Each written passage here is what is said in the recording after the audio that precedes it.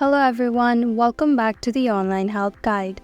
I'll be showing you how to crossfade songs on Spotify mobile in this video. Let's get started.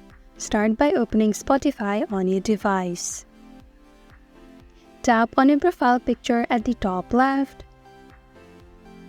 Tap on the settings icon. Scroll down to Playback. Under Crossfade, you can see a scroller. If it is on 0, it means the feature is disabled. Now to enable Crossfade, simply drag the scroll bar under Crossfade to adjust the seconds. You can adjust it as much as you like. And that is how to crossfade songs on Spotify. Thank you for watching Online Help Guide. Hope this video was helpful.